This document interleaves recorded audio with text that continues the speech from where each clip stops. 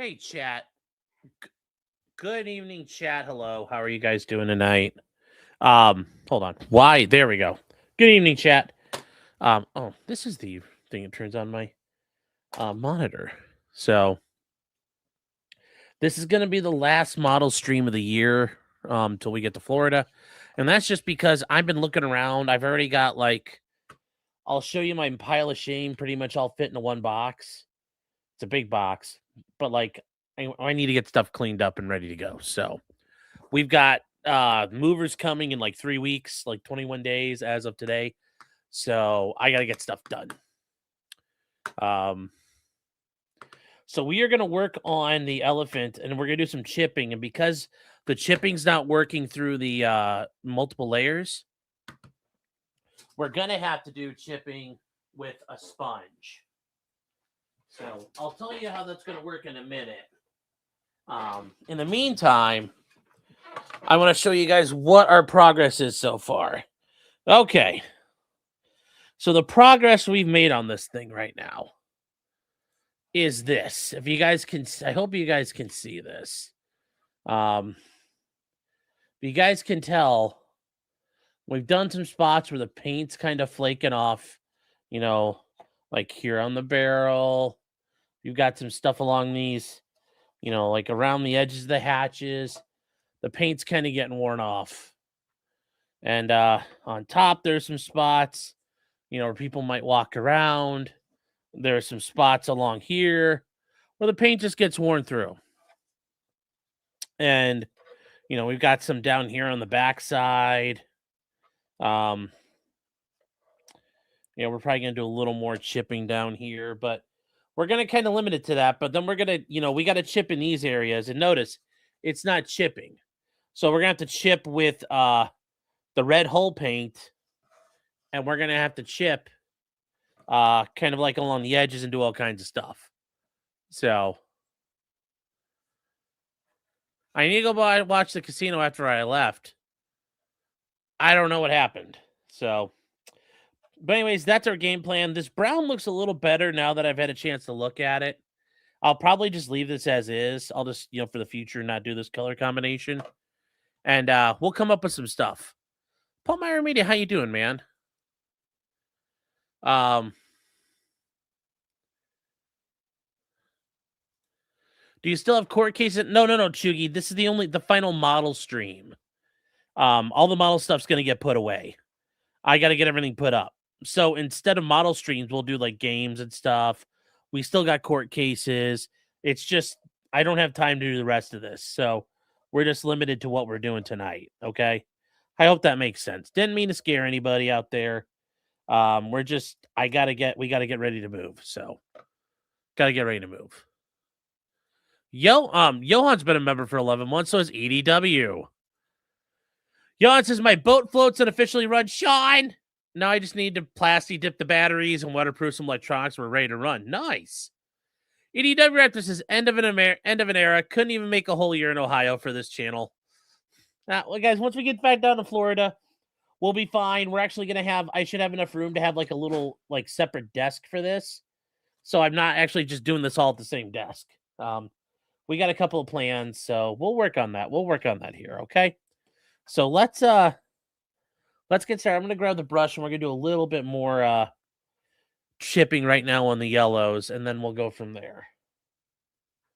So I don't know what's live right now. Been there, done that. TNN has been there for 8 months. Ag for 11. Amateur Clonicast for 11. I know. We just couldn't stick the landing, chat. We couldn't stick the landing, which is a bummer. Let's see.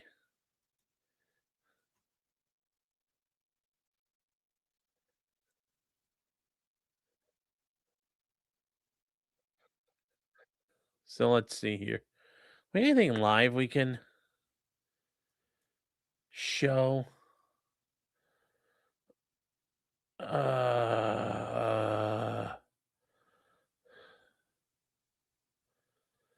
Let's see. Anything good? No. Oh, wow. Patrick Milton came back. So there you go. Pretty quit acting like a little girl. What else we got? What else we got? See if there's anything else. So yeah, Spirit Air is out of business. That'll change the amount of footage we'll get of people chipping out at the airport. So that'll be kind of interesting. That'll be kind of interesting. See how that goes forward for us. So let's just uh let's just work on this for a minute.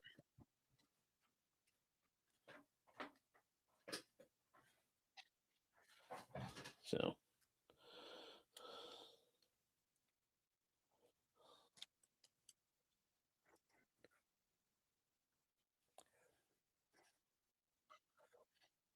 hmm,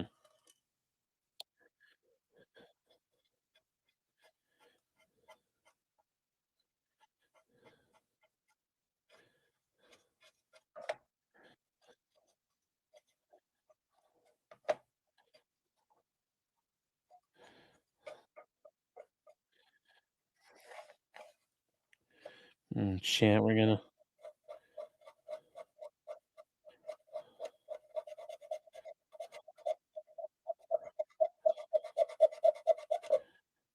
There we go.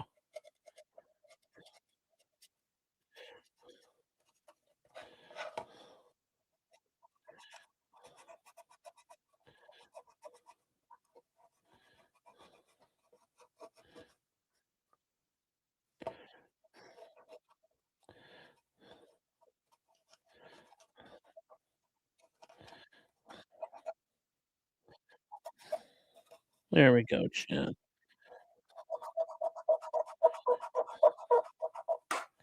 There we go.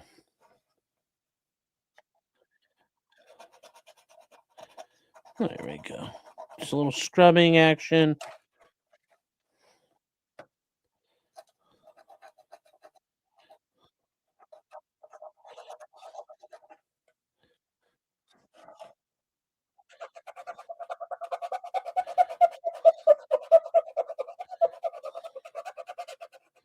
And we'll just put a lot of wear right around the turret cupola because that's where the commander will be getting in and out.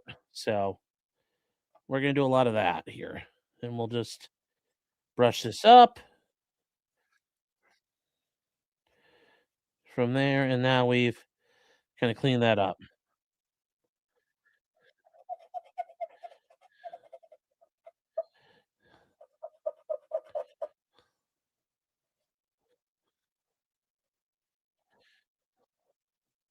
There we go. There we go, chat. I think that's pretty good.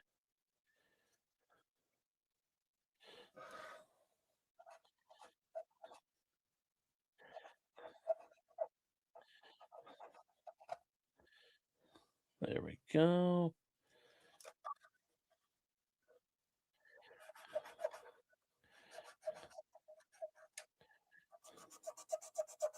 And the thing is, this is just all random, so this is how we can do it.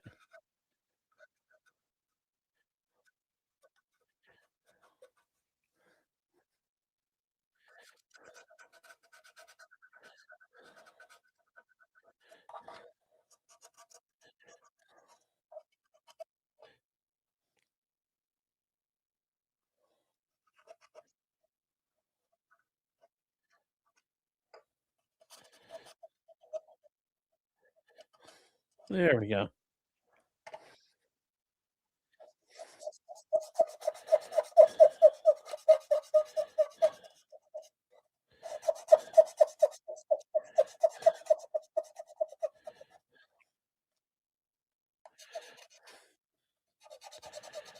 There we go. We got a little bit of.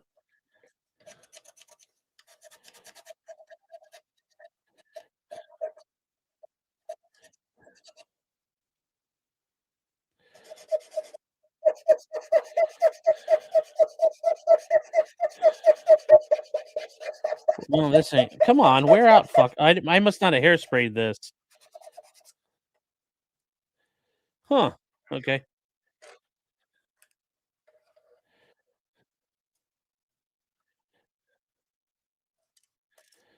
There we go.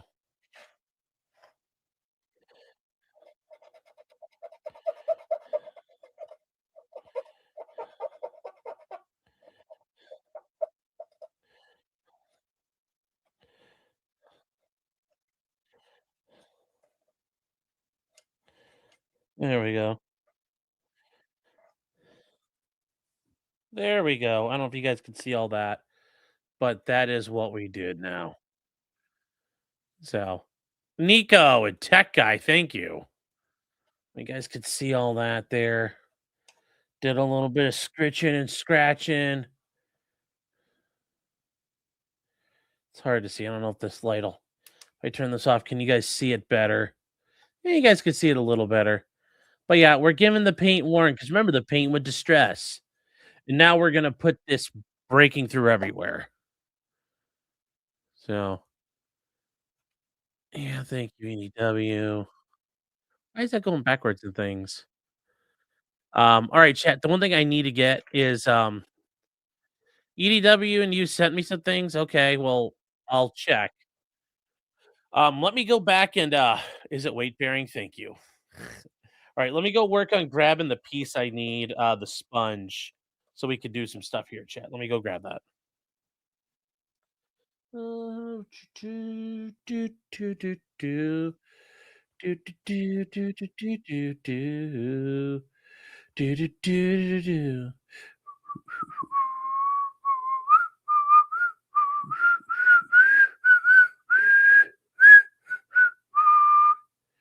Let me see here, chat.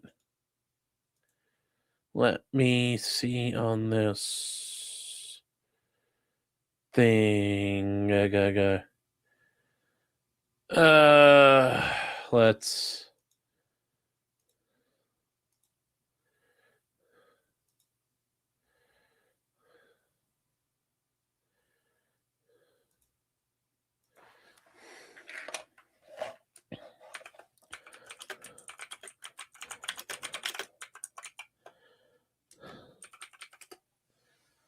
Okay, let's see. All right, I don't see it, chat. So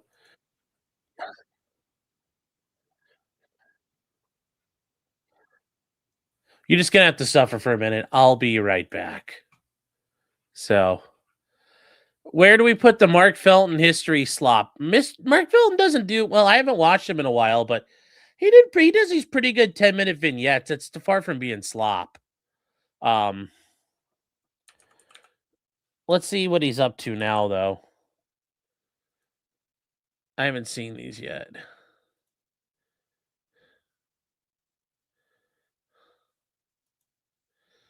Let's see. Oh, Tiergarten Tiger Tank. Okay, this sounds pretty epic. Well, watch this. I'll leave this on for you guys. Let's see here. Last stand at the Brandenburg Gate. Sounds pretty epic. From the 20th of April 1945, the Battle of Berlin raged, that day marking the first arrival of Soviet forces on the edge of the city, in the eastern suburbs. It was, ironically, also Hitler's 56th birthday. 10 days later, on the 30th of April, Hitler died in his bunker beneath the Reich Chancellery garden, and 2 days after that, the Germans surrendered Berlin to Stalin's forces. The battle generated several iconic images of World War II, none more so than this image of a Soviet soldier raising the red flag above the Reichstag building, where an horrendous battle had occurred over several days before the Red Army gained control of the building from the SS. The photo is the Eastern Front equivalent of that most famous of flag-raising photographs of US Marines atop Mount Suribachi on Iwo Jima in the Pacific. Another iconic image from the Battle of Berlin was this one, an abandoned Tiger I tank 100 meters in front of the battered Brandenburg Gate near the Reichstag. The Tiger, epitomizing the power of German armaments, lies silent and wrecked before one of the greatest monuments to the German military, itself a wreck. It summed up the Soviet victory very well. Propaganda aside, the story of how a Tiger tank ended up here is fascinating and forms part of the story of the final battle for the government quarter of Berlin, the last stand of the Thousand-Year Reich. The Battle of Berlin developed as a result of the failure of Germany's last defensive position east of the city, the Seelow Heights, about 100 kilometers to the east. The exhausted and often outnumbered German forces fought desperately to hold the heights against a massive Soviet offensive that opened on the 16th of April 1945. There we go. By the 19th, despite inflicting enormous casualties on the Red Army, the Soviets broke through and poured out onto the open ground before Berlin. What German forces that remained fell back on the city and its three defense rings, the Soviets close behind.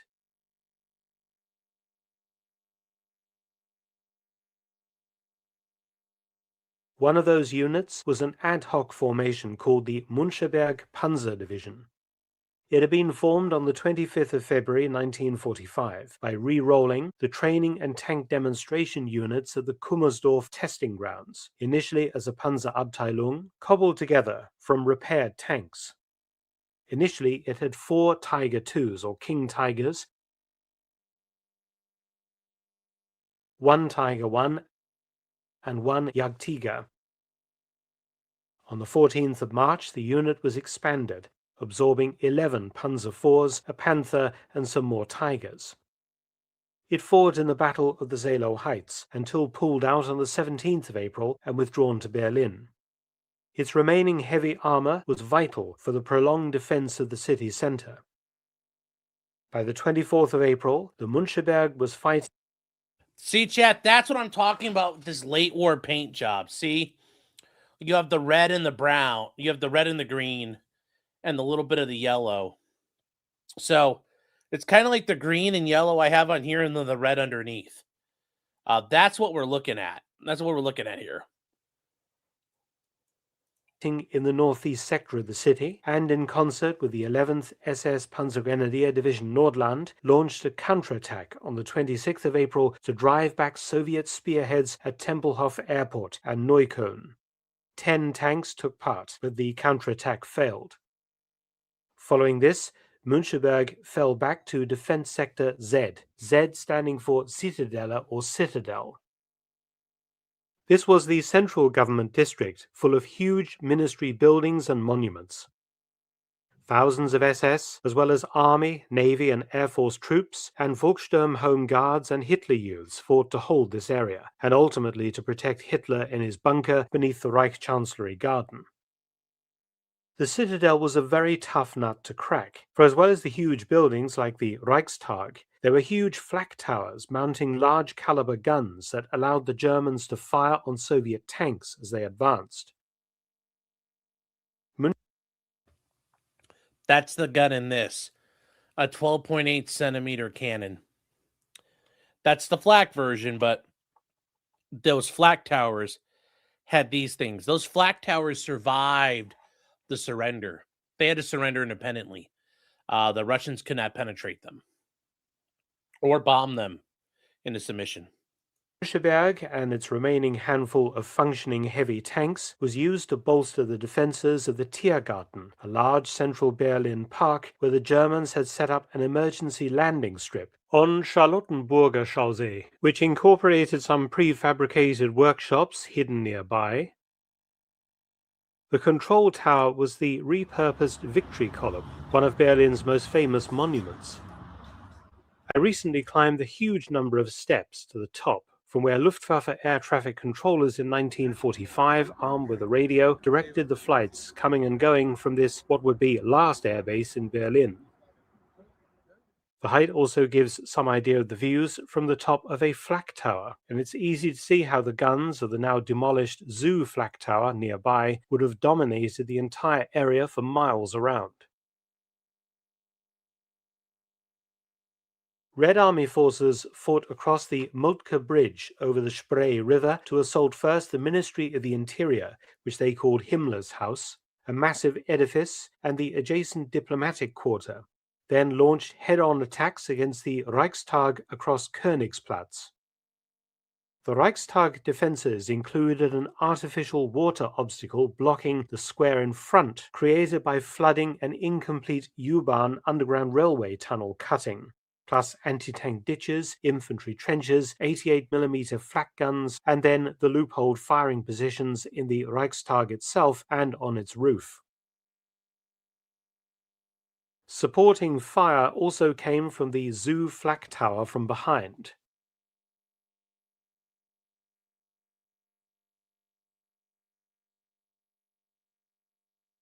A Müncheberg Tiger I, numbered 323, was positioned beside the Reichstag, covering the top end of the Tiergarten in front of the Brandenburg Gate.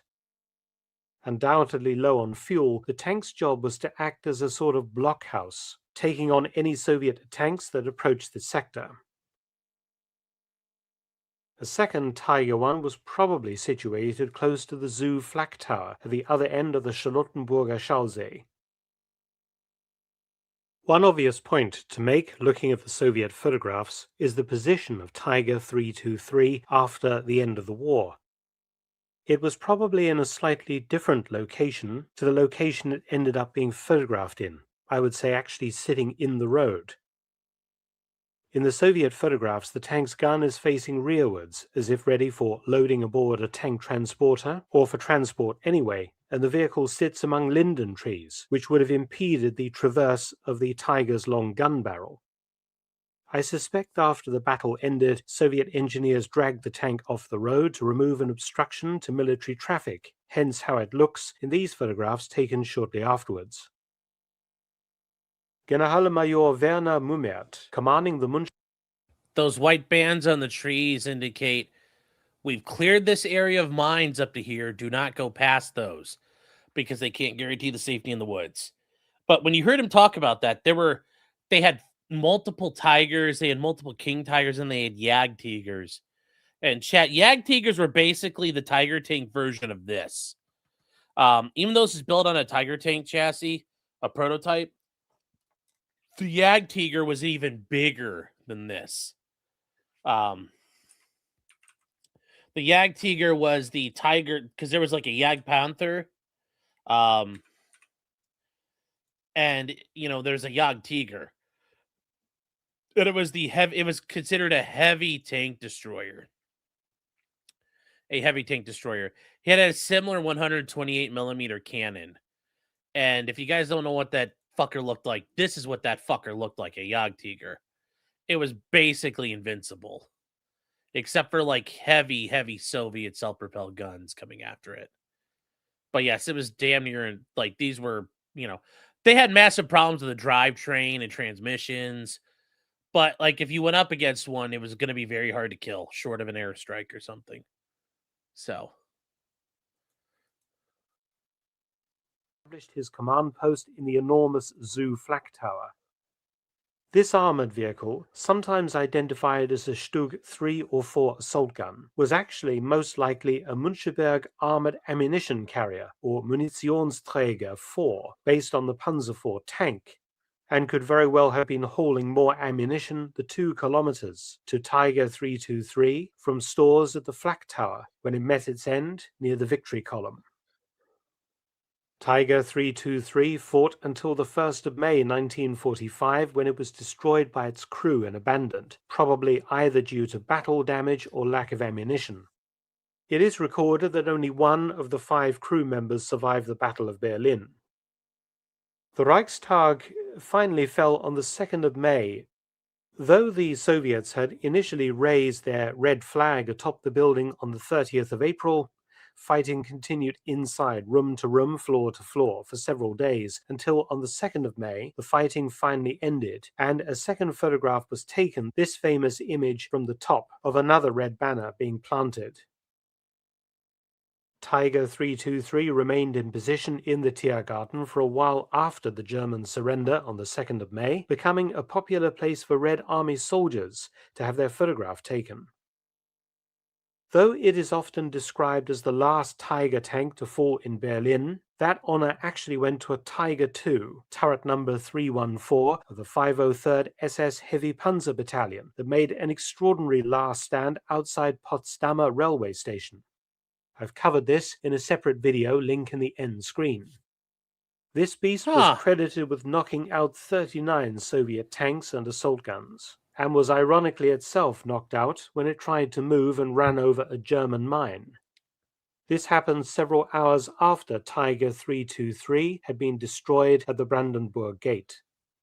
In this photograph of 323, the Soviets have wound the turret back around, and it appears a truck has been driven right up to the Tiger for some reason. The tank's bow machine gun has been removed. Perhaps the Soviets were stripping it of ordnance and other movable items before it was hauled away. By the time US and British forces arrived in Berlin in July 1945, Tiger 323 was apparently gone, as I can find no photographs of British and American soldiers clambering onto the tank for photographs. Hauled away to a central collecting point, Tiger 323 was eventually stripped and then scrapped by the Soviets. But if you're interested today, you can stand at the exact point where Tiger 323 was seen destroyed. Even the trees are exactly the same. None of the knocked-out German tanks were preserved by the Soviets in museums, but there are some tanks involved in the Battle for Berlin that are preserved very close by to where Tiger 323 was destroyed. This pair of Soviet T-34-76s preserved today at the Soviet Monument to their war dead in central Berlin, located in the Tiergarten. Behind the memorial is a cemetery containing about 2,500 Soviet dead from the Battle of Berlin. Just a small portion of the 80,000 or so who fell trying to take the city. Check out my video about the construction of this memorial, link in the end screen. All right, chat, I'm going to... Oh, he's going to play Erica. I am going to grab the paint, though, and we're going to start chipping this out. So, hold on here, guys. Give me 1 second. I got to find my paint tray. And Mark Felton's going to start playing Erica for us. Very timely. Very, very timely. Off der Keine. What's this kleines Blümelein? Und das heißt Erika.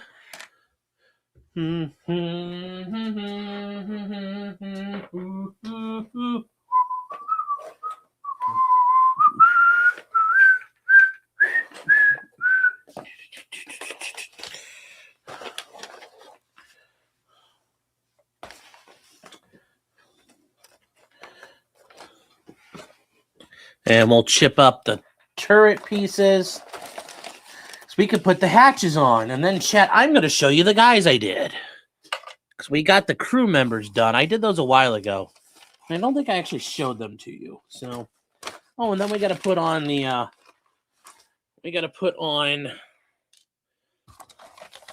the treads that are going to be sitting on the tank. The rusted out ones. Known as applique armor.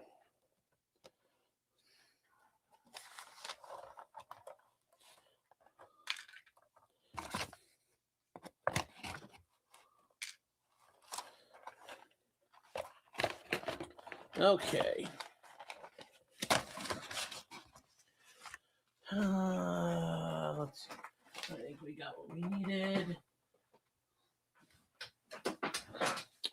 Okay. All right, shit. Oh, no. We don't have everything because we don't have fucking... I don't have full red out.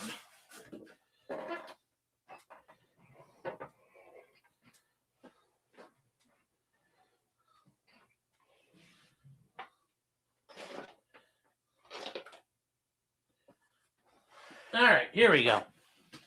Here we go, chat. So we got a couple things we're going to work on here. Oh, we are going to put them on the big screen, Jillian. So here we go. Okay. Yes, the max total weight, yes. Yes, is about. Yes. So we have a couple different guys I worked on. This guy here, tank commander, he's well, you guys could see this. But we got them all kitted out. We got them all geared up. I don't know if you guys are gonna be able to see these too well. But I did get them done, the loader and the commander. They got their cute little stylish uniforms on. It's actually kind of neat how I painted them up. So I'll let you guys see these in a minute here. We got our jack that goes on the tank.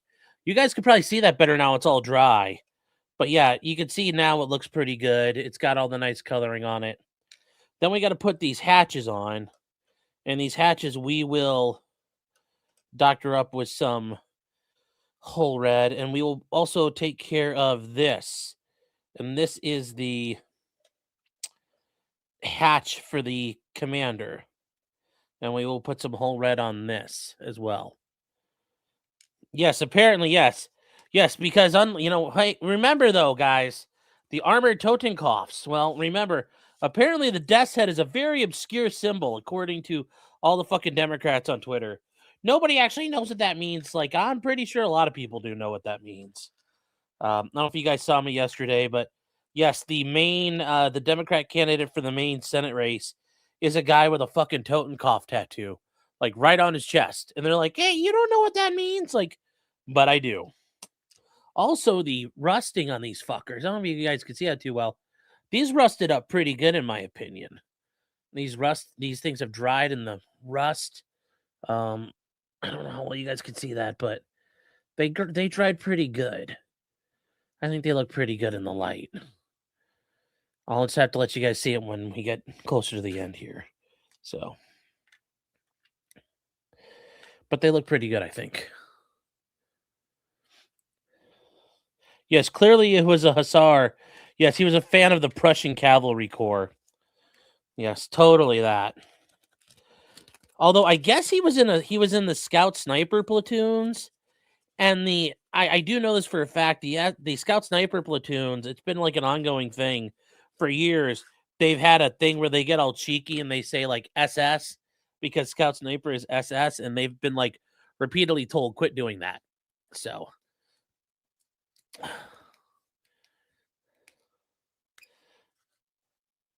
And he's like, I didn't know what that means. It's like, bullshit, you didn't. So, anyways, let's hear what Mark Felton has to say as we listen to Erica. Oh, I thought it was going to be Erica. Never mind. In late April 1945, a detachment of around a dozen King Tiger tanks of SS Heavy Panzer Battalion 503 was sent to help defend Berlin. These monster-sized vehicles would give a good account of themselves in the following battles. The Soviets launched their massive Berlin operation on the 16th of April 1945. Between 6 and 9 King Tiger tanks survived the bloody fighting on the Zehlau Heights, retreating to central Berlin on the 24th of April. They were attached to the 11th SS Panzergrenadier Division Nordland and split into pairs and distributed around the divisional sector, the central government district, encompassing the Reichstag, Brandenburg Gate, and the Reich Chancellery. To protect the approaches to Hitler's bunker, one group of King Tigers was positioned in front of the Potsdamer Bahnhof railway station in the southeast corner of the government sector. They could fire at Soviet tanks approaching on the other.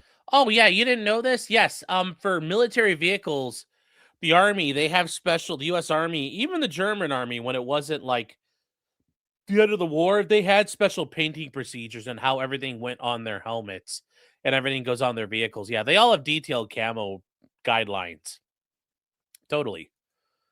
EDW says, yeah, it's not just the SS. They have the lightning bolts, and I don't care. They're hardcore. They can do whatever they want. I know, but you know what? It's funny. The people who kept screaming about Nazis for years are like, this is okay. It's like, all right. I mean, if that's the rule, if that's the game we're playing, it's nice to fuck with them though and make them squirm. It's nice to make them squirm, and it's also, We're at the Alinsky stage of the game, chat. You hold them to their own rules. Even if you don't believe in them and you think the rules are retarded, use the rules against them. Use the rules against them. Do I think the V3 cannon would have worked if it wasn't destroyed? I mean, do you mean would it have changed the war? No. So, I mean, like, would it have worked? I mean, probably. But would it have done anything? No. Like, the war would have turned out the way it did. If that's your question, that I think that's the real answer here. Also, we have our Mr. Scrubby Sponge here, and we're going to use that to help us chip. So, did I say when me and 2.0 are leaving? Yes. Right at the end of the month here. So, like, less than 30 days. I have a couple of court dates that I don't know if I can fully move yet. So I may be here for a couple of days by myself, and I'll be like, I'll probably, stream from the kitchen with a chair and a laptop on the kitchen counter. So that's kind of our game plan. But yes, everything has a manual, yes. Well, I'm not going to be there till the house sells. I'm being there till probably the worst case scenario, the first week in June. But probably right at the end of May. So,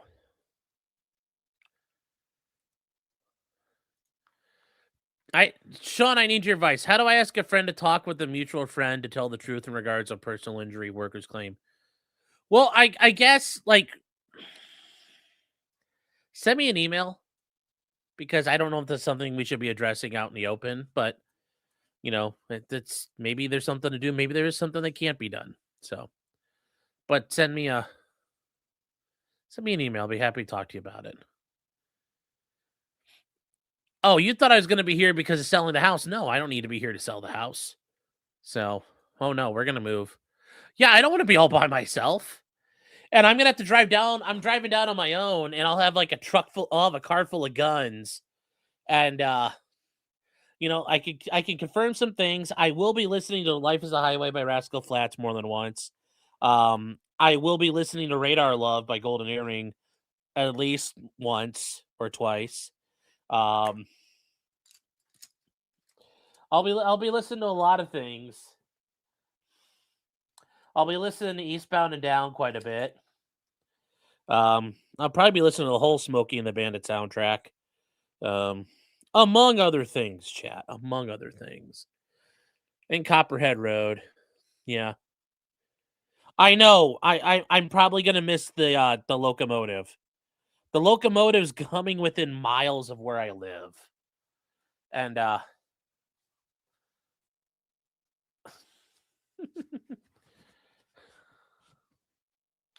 so yeah, it'll be funny. How long does a drive take? 15 hours.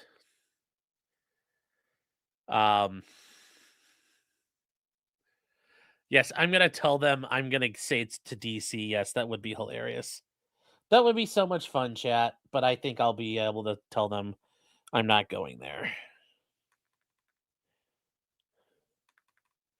And once I get set up, I'll be able to do things like use a proper wet palette, because I'll have room for everything. Because I plan on doing these where I have a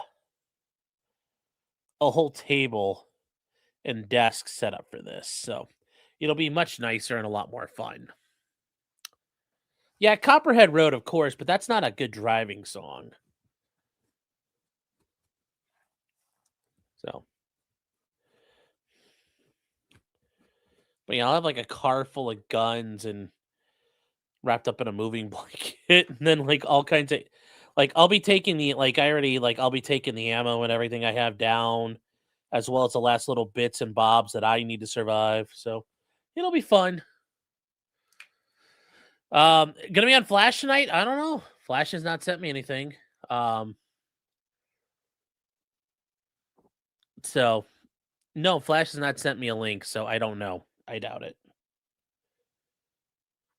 So, but yeah, like I said, there's gonna be it's gonna be a big felting tonight on Flash. He's gonna ride Jeremy's dick into the dirt.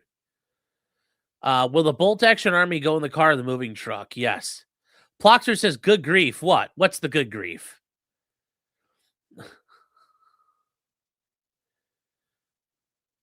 Let's see here. Sean's screaming he's a lawyer on police body cam. I would be. You fucking yokels. Be like, I hope you all get gonorrhea and die. You don't have probable cause.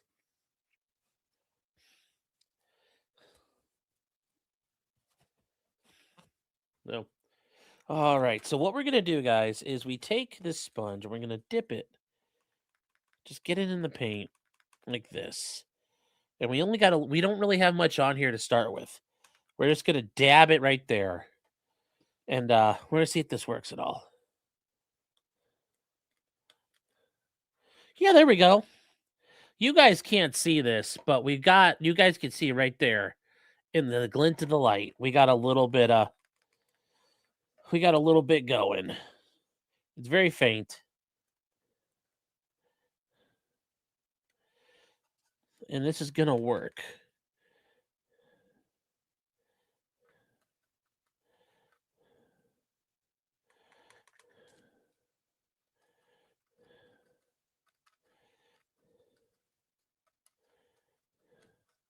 There we go. I don't know if you guys could see that a little better, but now we've got some chipping coming through.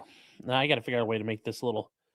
That's a little thin. I got to get the thicker red on this. Hold on, chat.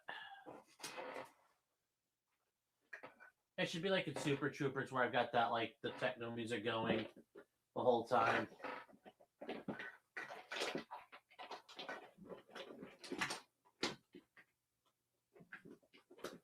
Where the fuck?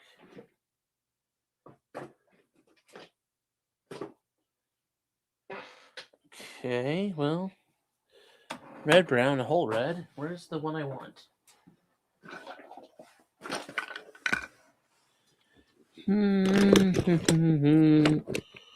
Hey, why you gotta give me the run around? It's a surefire way. Speed things up when all it does is slow me down.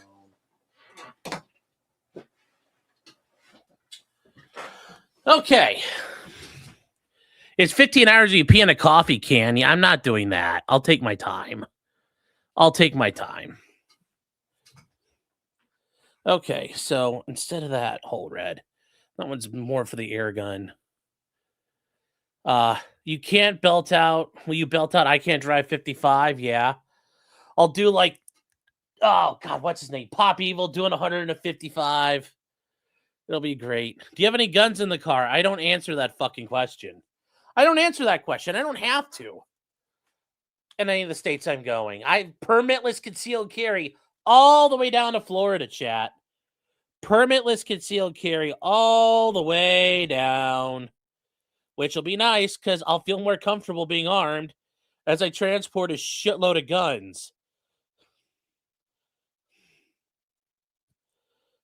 So, those moving blankets and the necessity for appearing normal. Well, it just, if the cops see guns, they get antsy in their pantsy. If people saw a carload of guns, like I pull into a gas station and somebody sees it, everybody's going to get antsy in their pantsy. So, that's why I'm going to do it that way. Just protects it from prying eyes, chat. Protects it from prying eyes.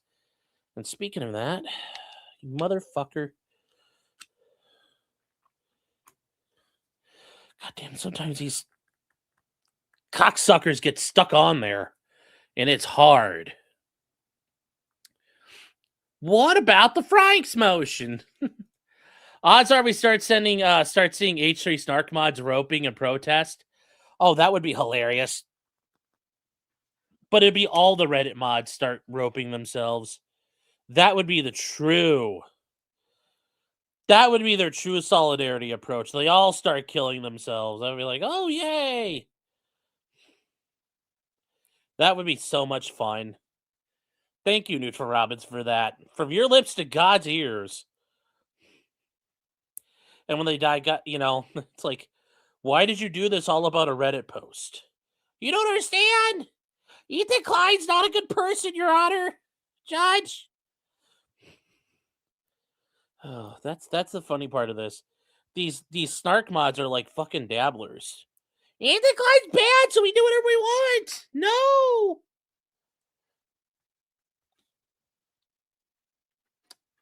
How far is it from my parents? About 5 hours.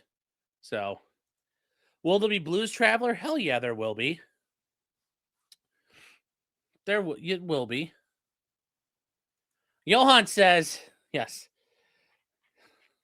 I thought it was the dark moon on the 6th of June and a Kenworth pulling logs. Cab overhead with a reefer on and a Jimmy hauling hogs. And they got to a mile, they were on the I-10 about a mile out of Shaky Town. And, for Nick, they like, Tally trucks, this here's the cock. We're about to let the bull go to town. Cock boy.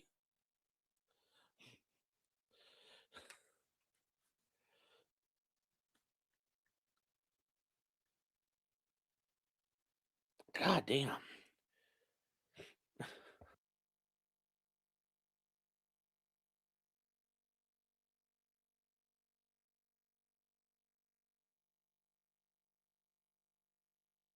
Woo, chat, finally.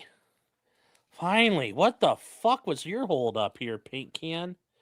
Paint jar? Jesus. Jesus!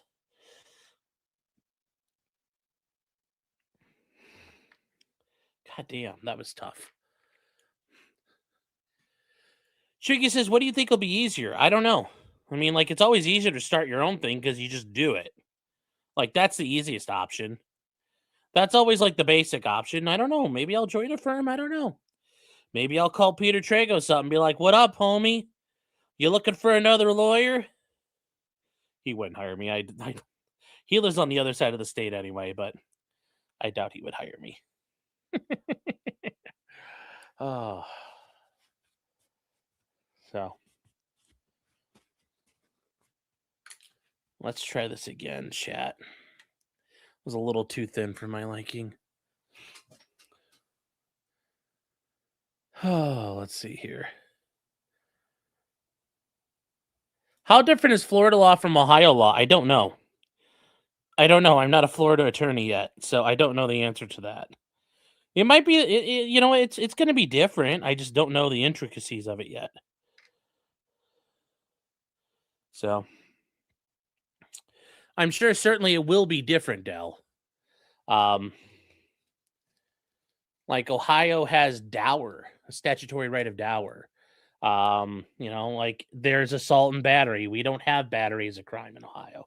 A lot of it's going to be just naming things differently, but they're going to have different rules of procedure and different things like that. I'm just going to have to learn all the ins and outs. There's going to be little practice pointers and stuff that, if you've been practicing there for a while, and I'll just have to learn those as I go. Okay, there we go, chat. It's a better quality. Let's see here. Is Hitler dead yet? Maybe. I definitely will play Freebird on the way down. My rival's imminent. Are you repairing smartphones? No, it's a paint tray. So.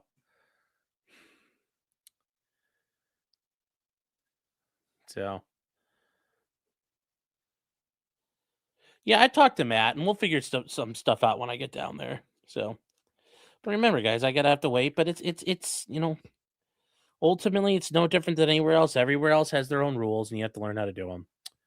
So, the law firm is just called Potentially Criminal. That would be funny. So, all right, guys, let's get to this now. The side of the Landwehr Canal.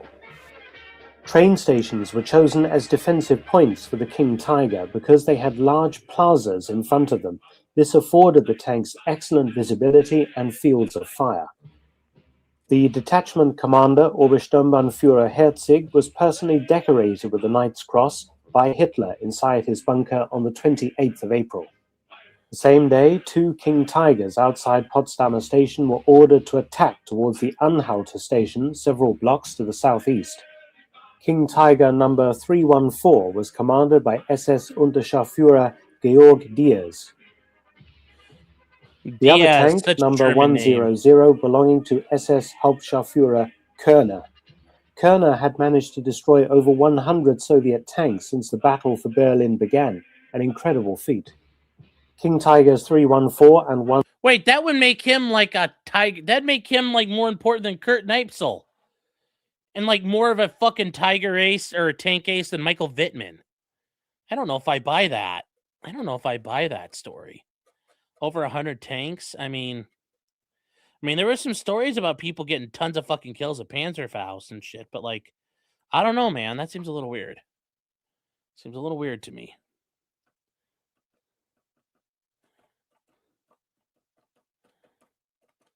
Remember, chat, we're going to have a lot of wear and tear around the hatch because they get in and out of the hatch.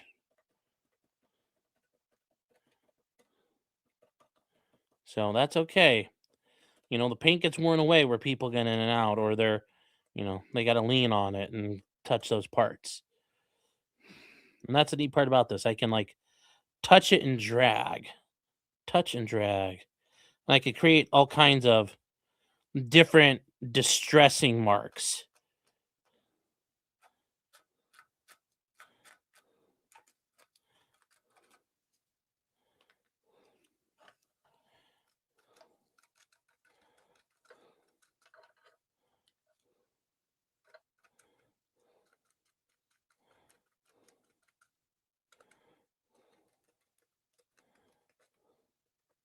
There we go, chat. And we're just going to hit these edges really hard with it because ultimately the edges of the paint is where there'd be big failures because paint doesn't stick well on sharp edges. Sharp edges come through. And that's always true when you're painting models and in real life. So that's what we're hitting up here. Oh, let's get back to this. Sorry. 100 fought masses of Soviet T-34s and JS-2s all day until forced back to the Potsdamer Platz. On the morning of the 30th of April, the day Hitler would kill himself, Soviet tanks penetrated deeper into the central government district. Körner's King Tiger, number 100, was hit on the right front corner, losing a track and suffering damage to a drive sprocket and the final drive. Later that day, 100 was nearly overrun by a platoon of Red Army infantry who emerged from a sewer manhole close by. The Germans managed to fight them off. In the evening, out of ammunition and immobile, King Tiger 100 was abandoned. Diaz's King Tiger 314 was now on its own. During the fighting, this tank had knocked out 39 Soviet tanks. With Hitler's death mid-afternoon, it was decided that the remaining forces defending the government quarter would attempt to break out from the Reich Chancellery area across the Weidendamm Bridge towards Spandau in the north of Berlin. In the evening, all running tanks and half-tracks were assembled, including the last King Tiger, number 314. The breakout started at 2100 hours. The groups, including Martin...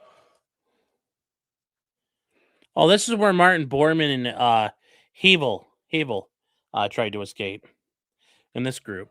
Uh-oh, what happened?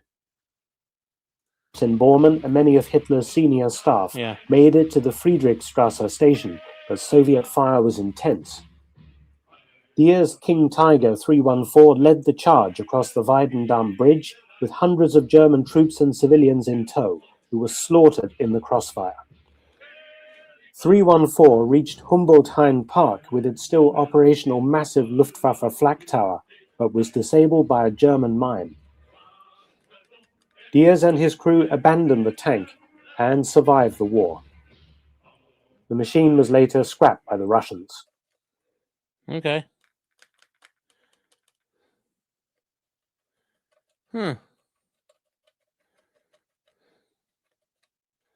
I forgot how good he is. I used to watch him all the time, but like for a while, some of his stuff got kind of repetitive, so I quit watching. But he's pretty good overall. I enjoy him a lot.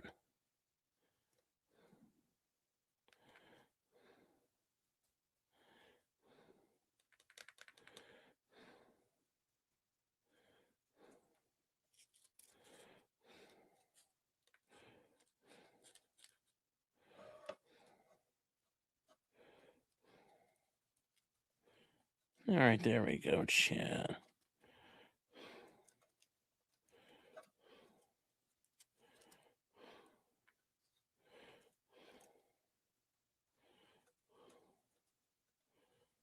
There we go.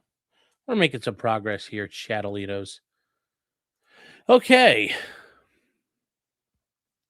I know you only hear the casino when you hear his name. Can you watch Downfall for a locals night? Yeah, we could do that one night.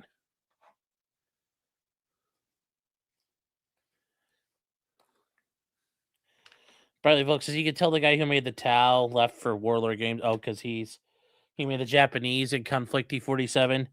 Yeah, I've heard that, and I don't know. At some point, maybe I will do Conflicty, but not for a while. Not for a while. I'm busy with bolt action. So if you guys don't know what Conflicty is, the company that makes bolt action, it's like a what if. It's like a sci-fi version of like Warhammer meets bolt action.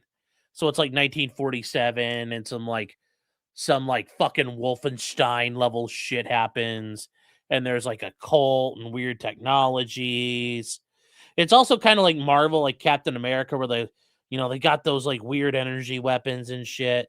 There's like all kinds of weird shit that goes down. So, and unlike Trench Crusade, it's not all fucking gay and woke, which I still don't understand how you can have a game like Trench Crusade and think that that's what your user base wanted, is for you to be gay and woke. But hey, those idiots ruined a brilliant IP that they had, and it's gone now.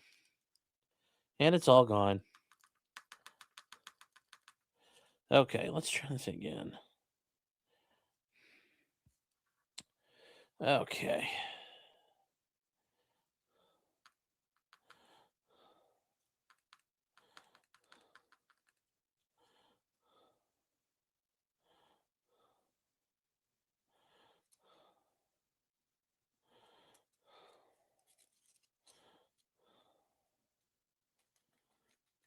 There we go. And that's just, you give it a little bit of a distressed look around, where are you going to have the paint wear on the edges of hatches, stuff like that. So around the edges of hatches, you just hit them up.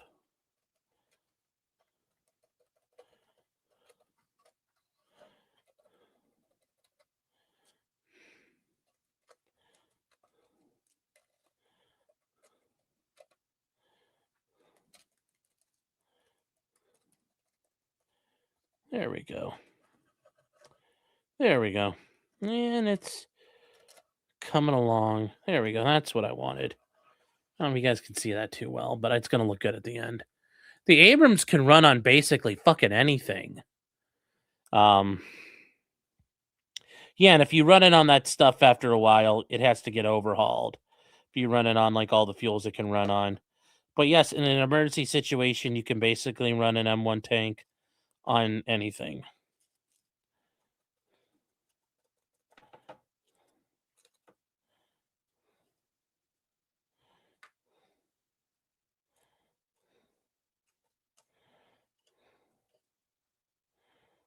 There we go.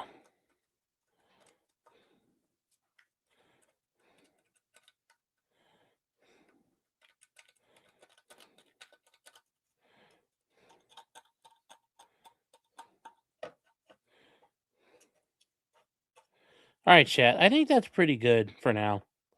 I think that kind of gets across the point of what we're looking at. So, we will do a wash on this at some point. I just don't know when that's going to be because we're going to be busy. If we get all caught up and ahead on everything, we will come back to this and do another night. But I can't promise any more model streams except for tonight. Okay, so.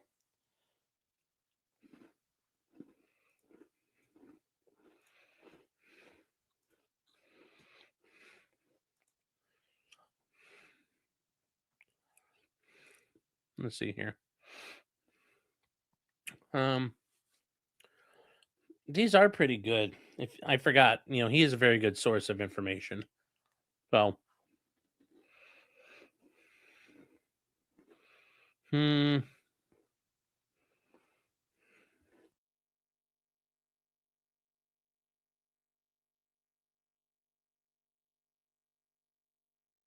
Oh, here we go.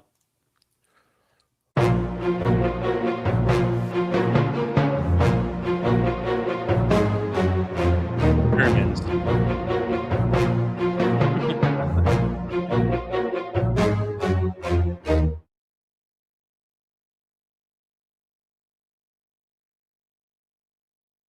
Here is an intriguing news story dated 25th of July 1946.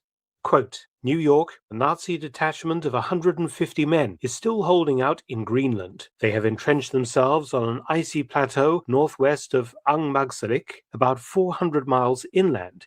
Danish Marines have been ordered to round up the Nazis, who are believed to possess food and equipment for at least a year. End quote. So what the hell is all this about?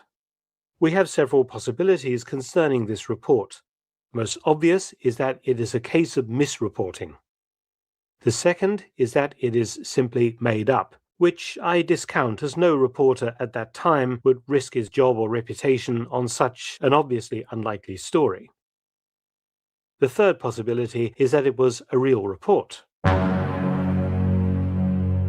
The fact that no follow-up reports on this subject were ever published has been explained by some researchers to suggest that whatever was going on in Greenland in July 1946 was classified, and the simple published report had been leaked by accident before the story was completely quashed officially.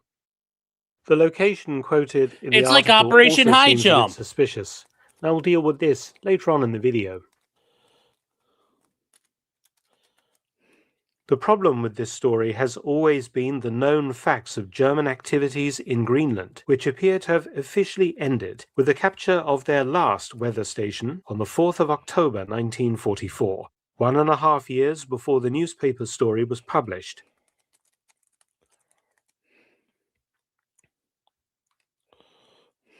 By 1944, with the evacuation by air of the Basgeiger station, the Germans had attempted to insert 2 further bases north on the east coast of Greenland in an operation codenamed Edelweiss. The need for weather data remained as vital to the Third Reich as ever, used for planning all military operations and for predicting those of the Allies. On the 1st of September 1944, Edelweiss I, consisting of German military personnel, were transported to Greenland aboard the weather ship Kardingen. This mission was intercepted by the US Coast Guard cutter Northland, and the German ship was chased for some 70 miles before the ship became stuck in the ice. The Germans blew up their ship and surrendered. Objective: to destroy Nazi radio and weather reporting installations on the northeast coast of Greenland. Oh. Lowering a scout plane for reconnaissance. At one point, when an enemy trawler was sighted, a 70-mile chase through great ice floes ensued as the Nazi vessel twisted in intricate maneuvers to escape. Out of a task force of 4 cutters, 2 chased the fleeing vessel, the Northland and Storus, shown here. Guns opened fire on the German trawler.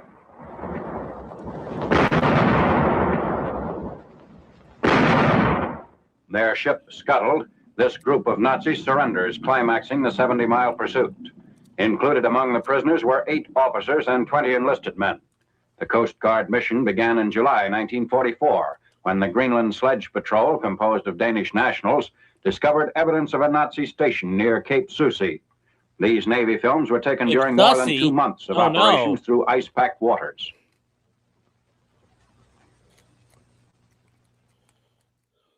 Operation Edelweiss II set out in October 1944 aboard the ship Externsteiner and successfully landed personnel and equipment to the island of Coldaway. However, the German vessel was spotted by an Allied aircraft after having been pinpointed via radio intercepts, allowing the US Coast Guard cutter Eastwind to land troops that captured the Germans and their equipment. Probing the icy waters for additional quarry. A Focke-Wulf attached to the Nazi expeditions is sighted. The plane veers off to the east and disappears.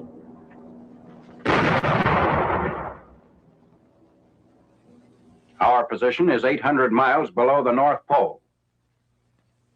Boats are lowered for a dawn attack on Little Caldaway Island. The two-platoon force of sailors is from the cutter East Wind. Their objective? A Nazi radio and weather station, source of valuable weather-gathering data transmitted to Berlin for use in operations throughout the Northern European theater.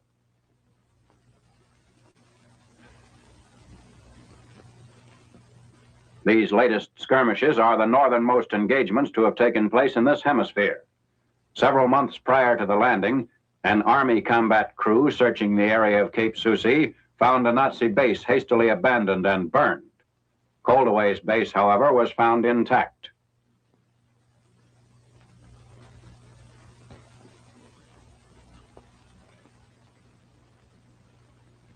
The station is finally liquidated as 3 officers and 9 enlisted men surrender.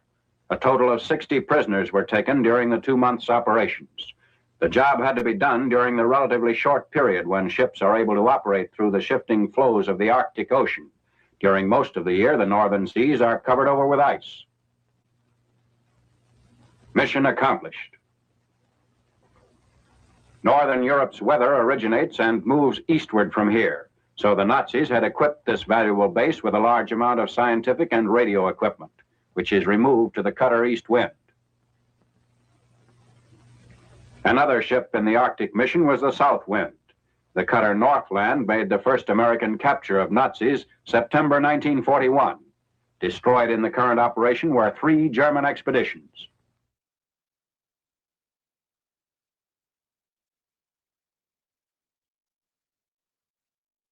I have uncovered some circumstantial evidence that suggests that Germans in Greenland in summer 1946 was not as far-fetched as it first appears.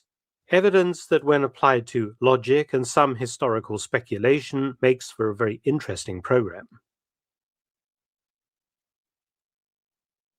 Many of you probably saw the video I made about Albert Speer's plan to escape to Greenland at war's end, and wait until things calmed down in Germany, whence he would try to re-enter his life. When I first heard about this, I thought that it was made up, but evidence for it comes from famous British historian Hugh Trevor Roper, who interviewed Speer post-war, as well as Speer's own books.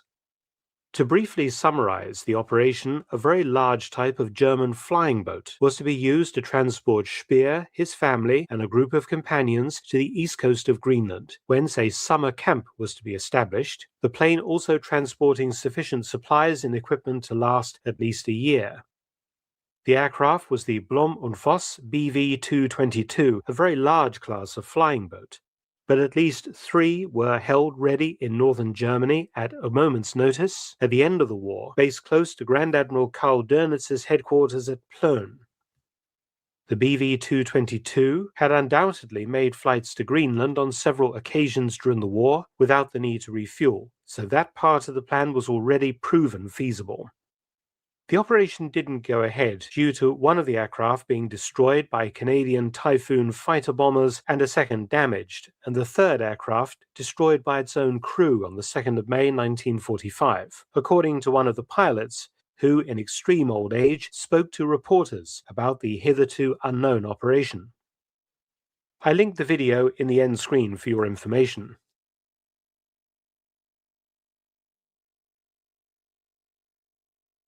That's interesting, chat. German aircraft had flown to Greenland without problems late in World War II.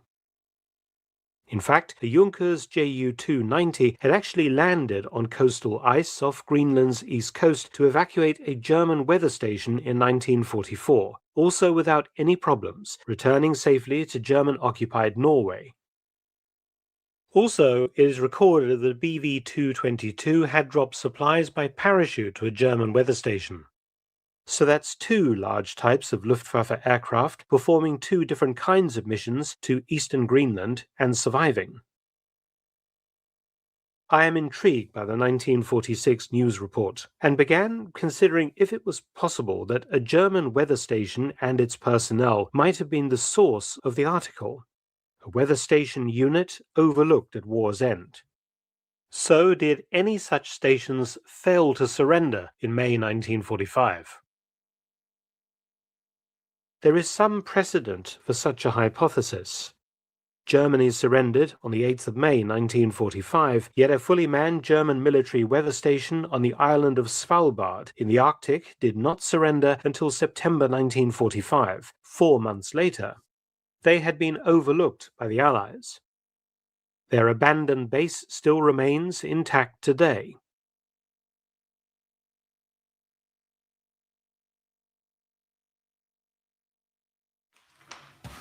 I have in my possession this fascinating Luftwaffe chart from 1944 that was captured at war's end and ended up in the Royal Navy's Hydrographic Office until it was thrown away and saved from a skip by Mr. Martin Wakefield, who very kindly donated it to me.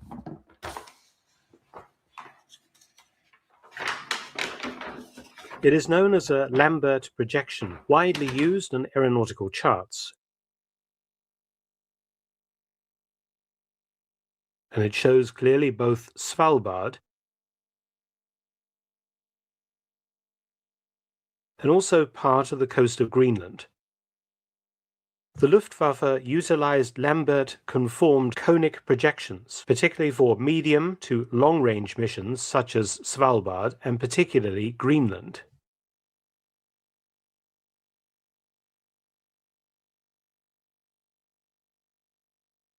So there is a precedent. At least one German military station was overlooked at war's end, but this base, along with the known German weather stations in Greenland, was established on the coast. The article described a group of German holdouts some 400 miles inland in 1946. Incredibly, I discovered that the German authorities had decided to change the location of bases in Greenland well away from the coast due to Allied attempts to find and destroy them. The new policy was to go far inland, where they could dig into the ice and be supplied by air from German-occupied Norway. Perhaps the 1946 report is in fact an inaccurate second-hand report of a small group of German military personnel inhabiting a forgotten weather station inland from the coast. 2 points about the purported German plan. Firstly, digging into the ice had been done by at least one German weather crew on the coast. It was one of the best ways to protect your base from aerial observation. That crew was those flown out by the Junkers Ju-290 in 1944. They had constructed a base in the ice on the coast and set up a radio station as they awaited rescue. Secondly, this aircraft landed on the ice successfully. Could such a plane have done so far inland? I mean, maybe. Yeah, Mark Felton On the does Greenland some Cold War ice stuff, sheet, but not that much. such large areas of flat, high-altitude ice suitable for landing strips still exist today and are used as such. It is entirely feasible that a German plane could have done so in World War II. Once the Ju-290 had landed and dropped off the crew for the station and their supplies, further resupply could have been made by parachute drops from something like the Blommenvoss 222, flying from northern Norway. This exact type of aircraft had been used to drop supplies by parachute to German weather stations before. Such aircraft were operational until the last week of the war in Europe. All of this is, of course, speculation on my part, but intelligent speculation is an important part of history. Speculation based upon some evidence or some important precedents that in this case point to such a Greenland operation to be a possibility at the very least. Yes. Well, remember, we had Operation High Jump where we went An to obvious go point going hunt against the Nazis in newspaper Antarctica. article being accurate is the number of Germans reported to be on the ice cap inland, 150. We know that German weather stations were staffed by small numbers of German personnel, normally 1 or 2 dozen. Is there an explanation for the 150 figure quoted in the article? I think there is. Another very interesting point, not found outside of academic papers, is the subject of the strange adherence of some Inuit indigenous people in Greenland to Nazi iconography and ideas. The population of eastern Greenland in 1945 and indeed today is very sparse and largely composed of Inuit. In the 1940s, these people still were largely hunter-gatherers. They're Nazis. Some of the Inuit were not happy by being ruled by the Danes and desired a form of home rule on their island. In the 1930s, Inuit were first exposed to German scientific and polar expeditions, and these Germans established friendly relations with many of the local bands.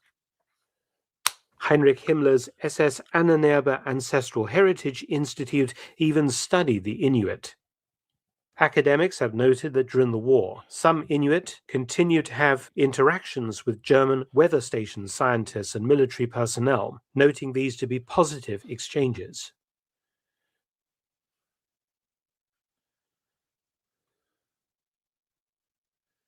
In Nuuk, Greenland's capital, a seminary run by a German-born German-speaking priest from 1934 to 1945 became a suspected focal point of Nazism in Greenland.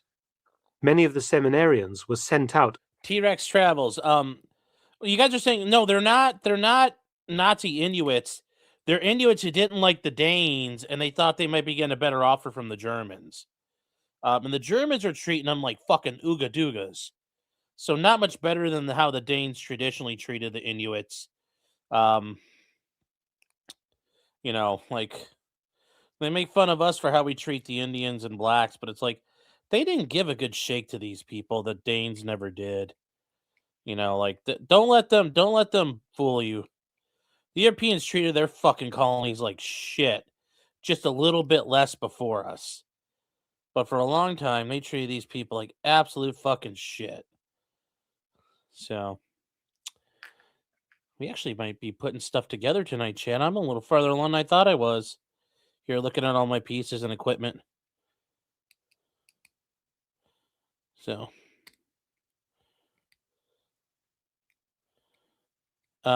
anyways, T-Rex, you're asking, am I going to be on Flashcast? Flash has not sent me a link, so I don't know. He has not sent me a link. I don't pester people for links. I think that's kind of uncouth.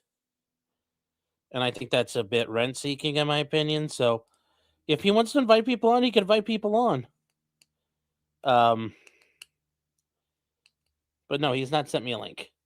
Or if he has, Twitter's being retarded, and I haven't fucking seen it yet, which could also be the case. But thank you, T-Rex Travels, for $9.99. Actually, you know what, J-Rock? You're here. You're here and you're queer. We're going to do this tonight, buddy.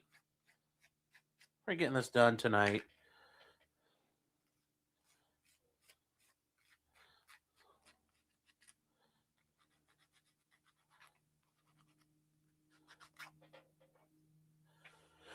All right, chat. I think we're about ready here. Here we go. Among the Inuit. At Sisimiut, thank you, a settlement T-Rex. 200 miles north of Nuuk, in 1945, a Danish Meme would be really was good for greeted by Flashcast. I think anti-Danish so too. sentiment and right-arm saluting and Heil Hitlering. Some of the locals. Oh wore yeah, no. swastika Don't armbands. worry. I wasn't implying you. I mean no offense to the way I was discussing that. So my apologies. That incorporated an upright polar bear outside the white circle. These ideas may have been spread, according to an academic article, from seminarians sent north from the German seminary at Nuuk. Perhaps, and I emphasize the word perhaps in this case, if a German weather station lay forgotten in the interior of Greenland in 1946, the numbers of Nazis reported in the article may in fact have been sympathetic Inuit who were camped near the small number of German personnel for whatever reason. It's a theory. I link an article by Dr. Rebecca Jane Morgan on the fascinating topic of Nazism in Greenland in the 1940s. See the description box.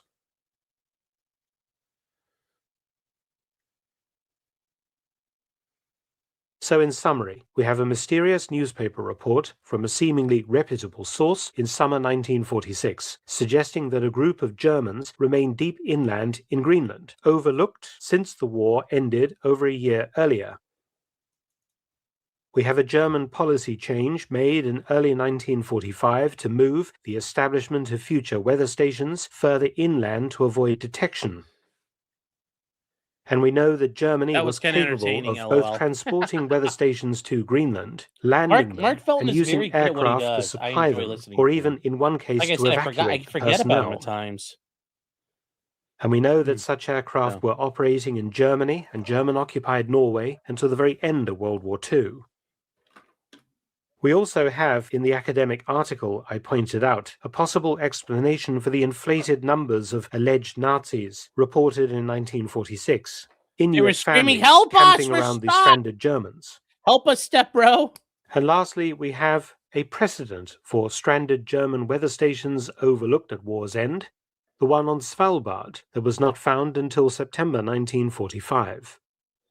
World War II German records are incomplete or lost or destroyed on a multitude of subjects. So not Imagine having being found left yet behind. documents that prove this theory So, either way does not necessarily that would mean the theory suck. is not right, or at least possible. But there is also an important point to discuss here.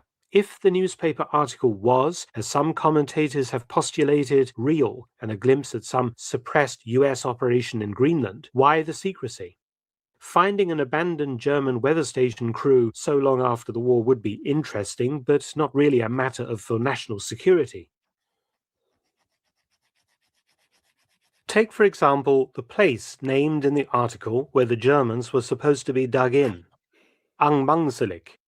In 1946, this town, now called Tasiilaq, was the location of a US Air Force base.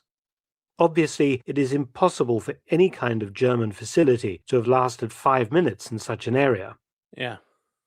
Perhaps the journalist, probably based in Nuuk, the island's capital, which is, interestingly, about 400 miles from Angmangselik as the crow flies, has muddled up his information. Perhaps the source of this story was a US serviceman from the air base at Angmangselik who leaked information on the search for a purported German weather station in the north. And the journalist, who was unfamiliar with Greenland's geography and the very difficult Inuit place names, muddled up this information in his report.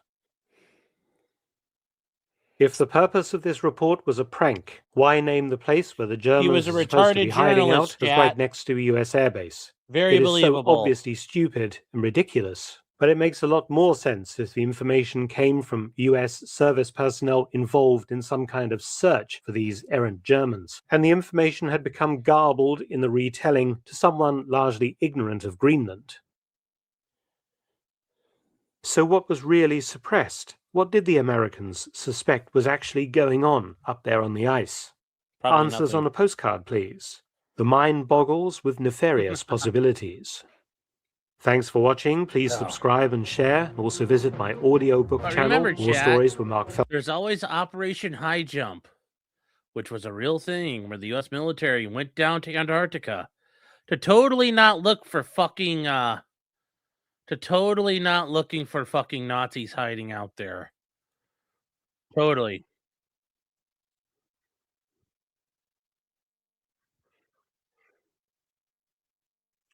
So.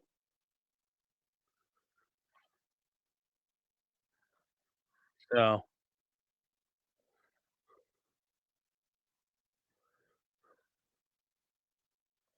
So.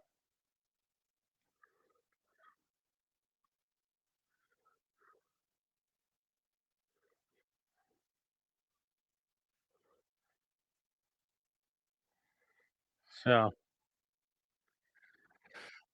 Don't know, chat. I don't know. But remember, we allegedly are fighting Nazis down in Antarctica with like flying saucers and shit. So this is user 44. You have C-17s now. Very nice.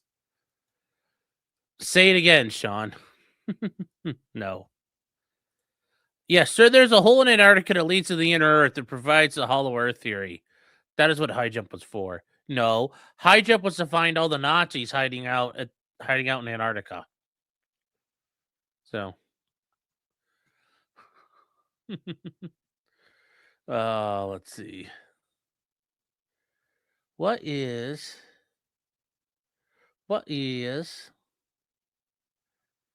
actually? This will be fun.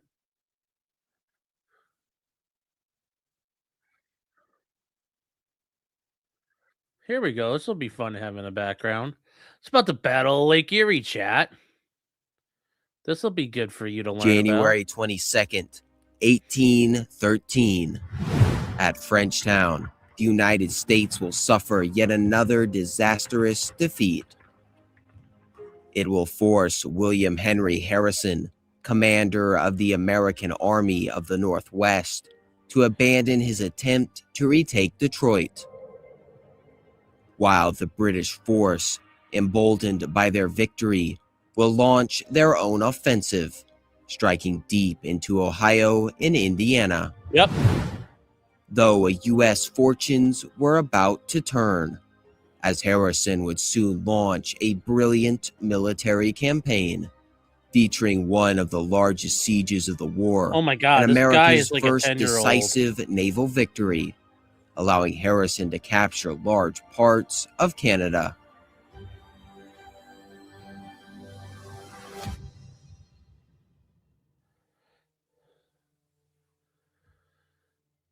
Oh my God, is this guy like... Fuck, it's like a fucking 10-year-old speaking. The Siege of Fort Meigs, right outside of Perrysburg, Ohio. It's still there too. The Siege of Fort Meigs, it's a real place. Then there's the war on Lake Erie and the battle. Let me see what he does right here. Let me see if he does this. Let me see how bad he gets this.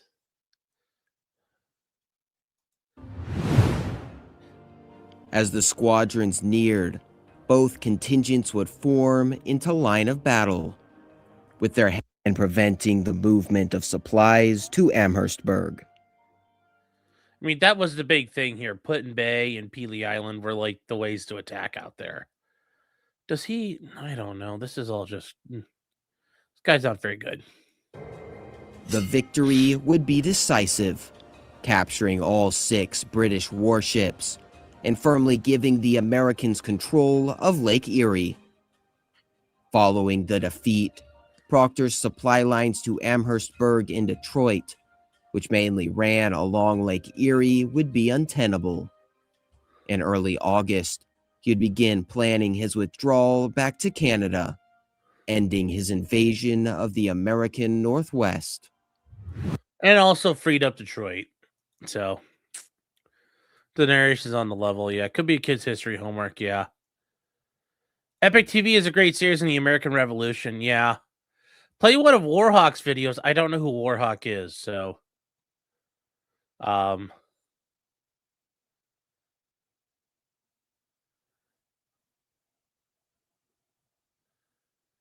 like the Burger King foot lettuce guy.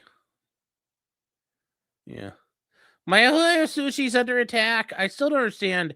I have not had a chance to see PPP and Worski crying about Ohio restaurants. So, you guys are just all like, guys are all fired up about this, and I don't know what's going on here. So, let me,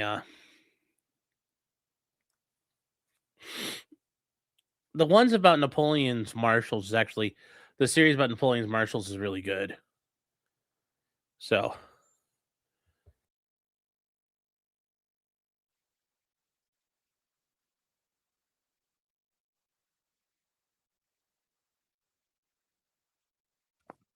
all right, chat. Ooh, we got to put headphones on this guy, so we'll work on that too in a second here. So, okay, so we're gonna put some glue on here.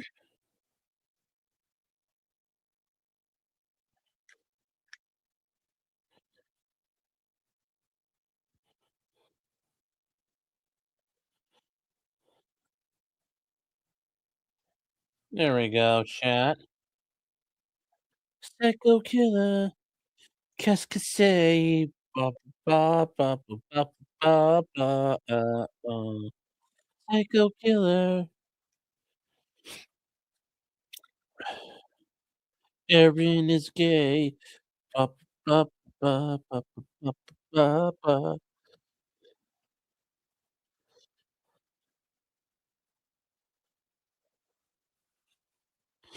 Okay, chat, let's put these in and see what happens here.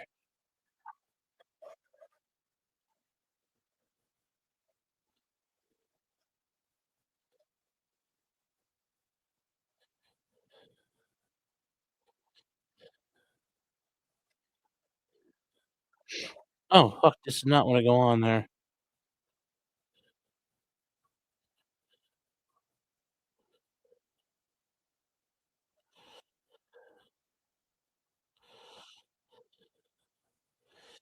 Okay, that's not working. I guess I'm just gluing these fuckers on. I'm just gonna glue them flush. Trim off these nubs so they're not lined up.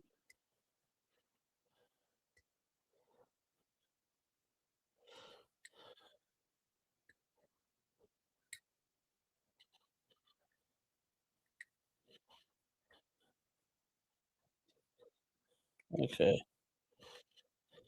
so there we go.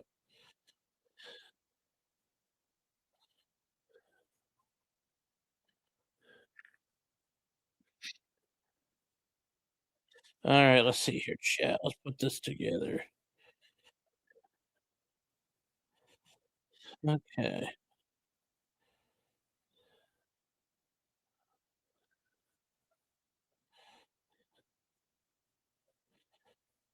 Okay. Wait. Hold on. Is this the right one to go? Oh, I think they put these in the wrong spot. Uh-oh.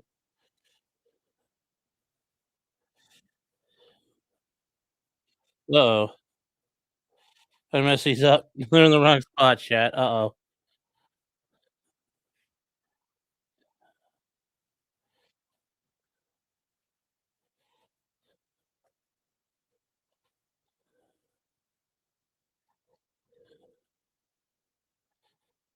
There we go, chat. Remember, this is basically bolted on extra armor up in the front. So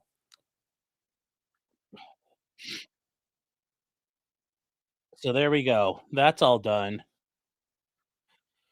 We've got to put the block on. Actually, we got to paint the block still. Then we got to put the jack in. And the jack goes in the back here.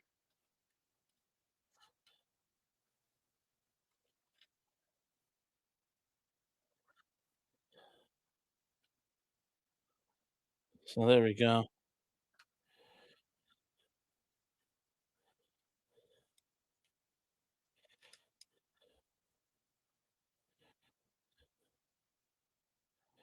All right, chat.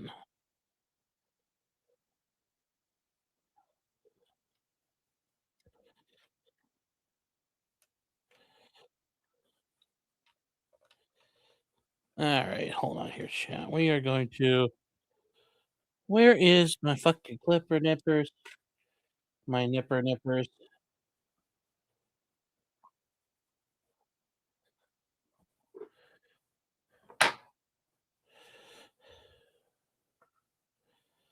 There we go. You guys will never see it down there. We're just gonna glue this bitch up.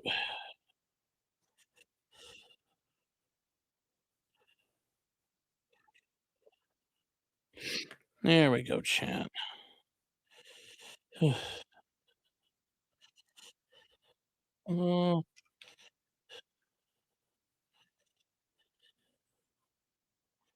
let's go like this.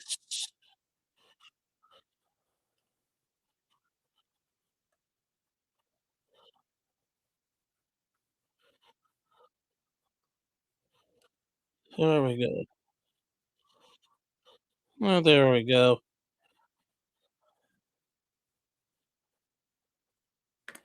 All right, chat. We're gonna let that just sit right there and hold for a minute, and we'll have glued in the parts. Okay. All right.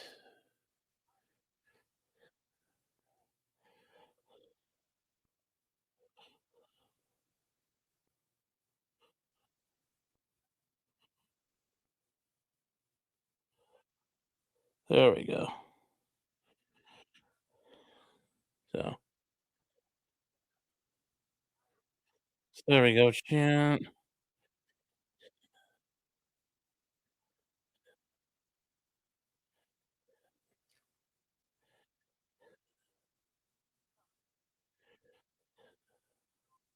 All right, there we go. Okay, so we got to do some other things to this. So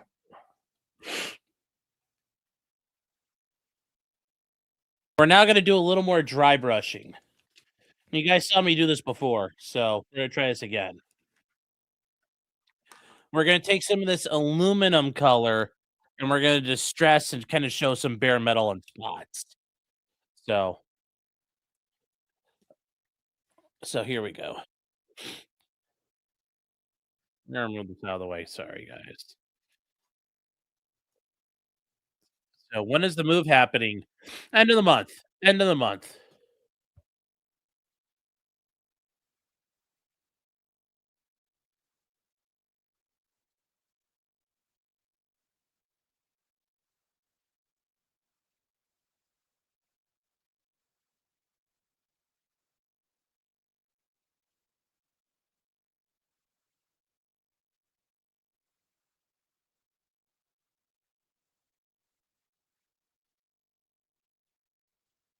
Here we go. All right. Okay, this is funny. Somebody told me Marco has to run Spirit Airlines now. Oh no, chat. This is good. Marco has to run Spirit Airlines. Looks like you're going to have to take over Spirit too, Marco.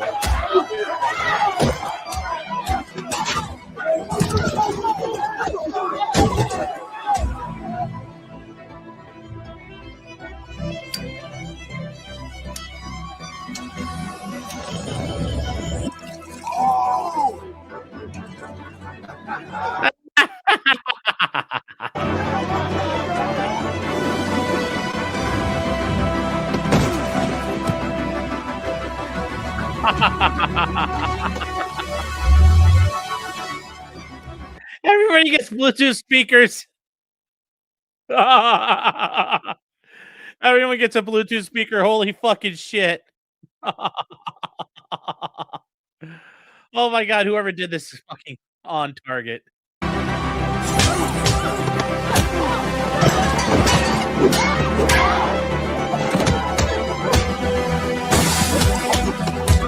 Just think 20 years ago, like even 10 years ago, this would have been impossible. You would have needed like Marvel Studios to do this. Looks like you're.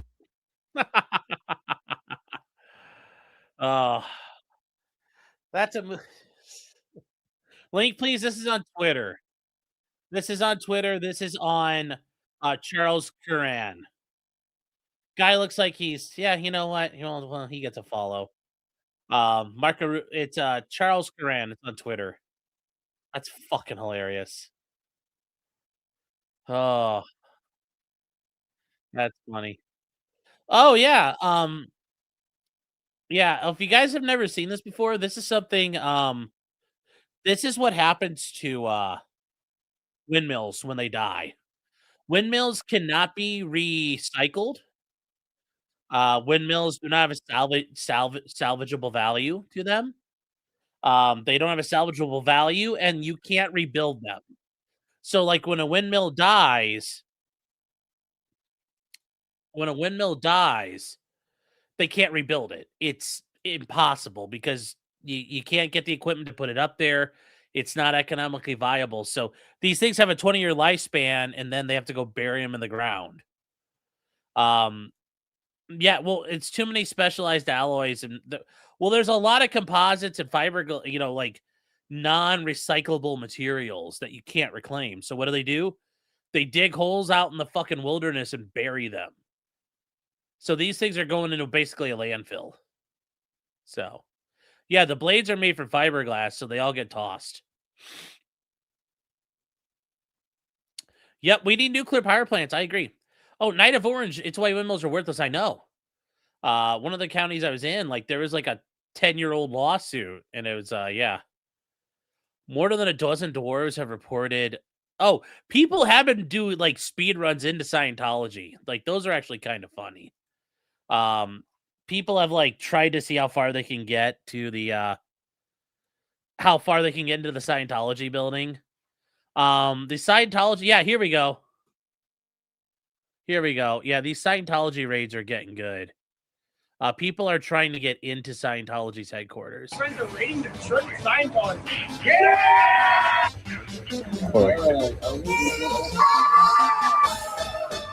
Go! No, let's go! MBB!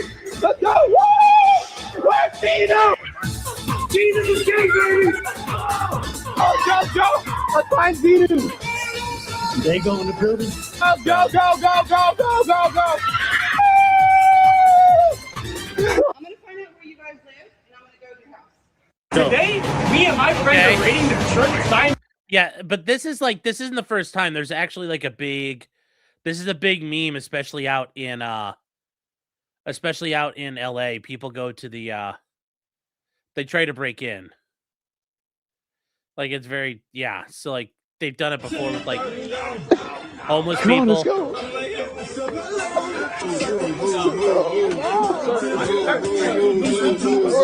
Go, everybody in.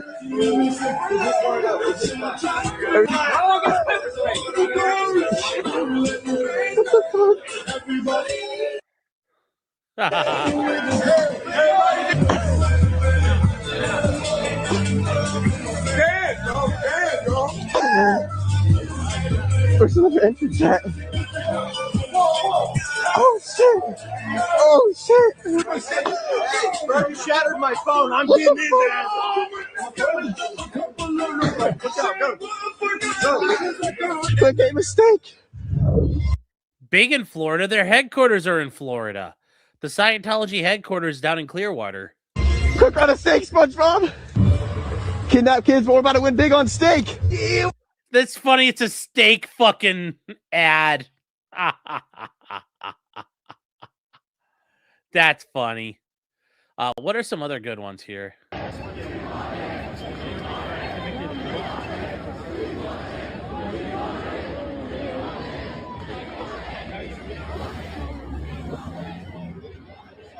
This is such a meme now. And there are people who are doing like speed runs into it. We're at day 8 of Scientology. This guy filmed the police LA. He fucking hates the cops, but this guy has his own little battle with the Church of Scientology, and they like fucking have fist fights with this dude out in front of their building in LA. Main recruiting center in the world being closed. They closed up shop because these kids have been doing speed runs. Now, I don't advocate doing it. I just recognize the fact that the end result of what they've done is this place is closed. And they are unable to recruit kids and families. Because what they do is they literally walk by. If you're walking by, they try to lure you in. But yeah, here we go. Here's a good example of it. Get out! Get out! What are you doing? Go. Go up. Where are you going down for?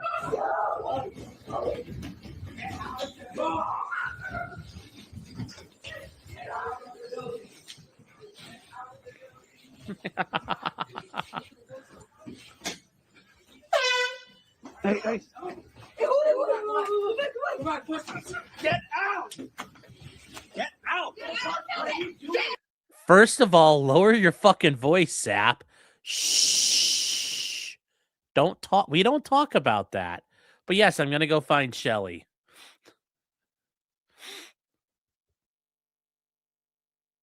Ben Shapiro, no! These urban youths are having fun, yes, but this is wholesome fun that I think is hilarious. I condone this. The Scientologists don't count.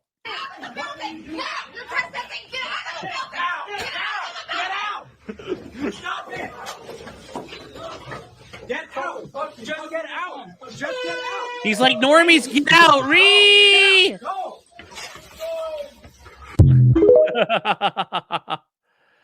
There looks like there's some more of them too, chat. Oh, this will be good. Come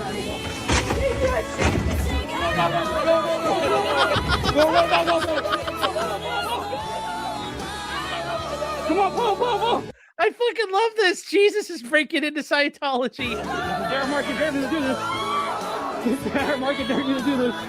Let's go! Go, go, go, go!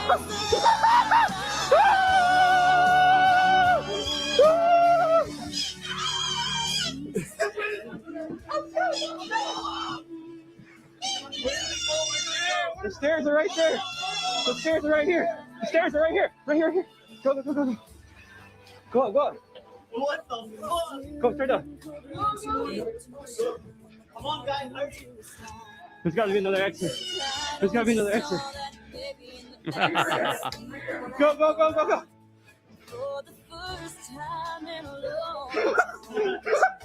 When does Clayton Dennis come out? Yes. Let's go! I know. Is it weird that we're cheering on a bunch of broccoli-headed Zoomers? Yes, but are they fighting a good fight? Yes. They are brilliant. Hats off to them. He's showing his ass, chat. He's like he wants them to fuck him. He wants them to fuck him. Interesting tactic to save the church. Hey, right here, come. This guy's stopping Jesus. This guy stopped Jesus. Get the fuck out now, right? Get out! Get out!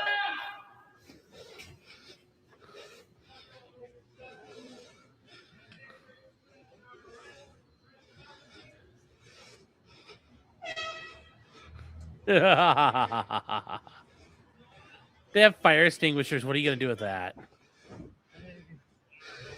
Hey, fuck all y'all niggas.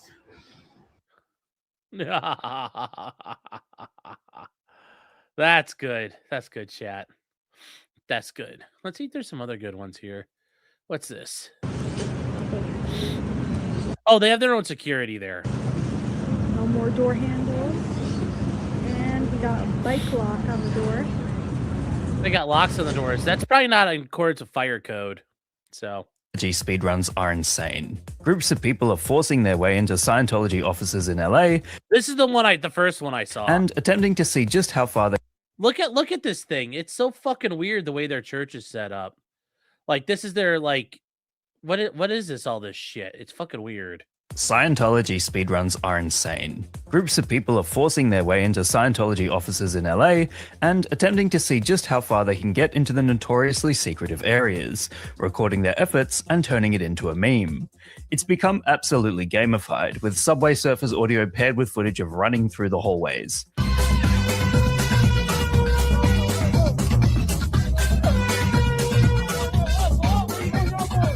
They're even mapping it out like some kind of pen and paper RPG dungeon crawler, allowing others to plot their routes in order to penetrate the bunker-like offices. The Scientology speedruns exist because you can't really go inside unless you become heavily involved with the church, and even then, that's extremely difficult to achieve. If the office sees you rocking up with your phone out, clearly recording, then they will actually close the doors and not let you come in, even if you say that you're interested in Scientology. And now that Scientology speedrunning has become viral, there'll be more and more people doing this. Be careful out there. If the Church of Scientology deems you an official problem, then they try to make your life hell, which has been documented extensively as various journalists and critics have had their lives flipped upside down. As such, it'll be interesting to see how the Church of Scientology officially reacts, whether they'll give this trend attention or ignore it in the hopes it goes away, as I'd assume it would take a lot of time and resources to address the speedrunners. At this stage, it seems a group of 50 kids went in trying to speedrun it and the cops were called on them. After all, the bigger of a reaction these people get from the Scientologists, then the more likely they are to return and try again. Yeah. It becomes entertainment for the masses who see it as an act of rebellion against what many describe as a cult. And because the attempts to get into the Scientology offices have been happening so frequently even before it became an act of speedrunning, certain Scientologists are being recognized from the clips, such as Shannon, who has been the subject of edits for years. In short, the attempts to access the forbidden hallways of Scientology have led to groups of people speedrunning them in order to see just how far they can go, as the reactions of the workers seem to make the challenge only more appealing. What meme would you guys like me to give a lesson in next? Let me know in the comments below. And remember, like and subscribe. Big Man Tyrone, is he still a thing? Or else. God, he's old, man. Man, we're getting old. The internet's getting old, chat. The internet is getting way too old for my liking. The internet's getting way too old for my liking. But anyways, here we go, guys. This is kind of like we're almost at the right stage here. So, I'm sorry. We were kind of sidetracked for a second. We need to start doing the dry brushing. That was a fun sidetrack. That was a fun segue. We must find Elrond sarcophagus. Yep. Yeah, you protest Scientology back then. Wow.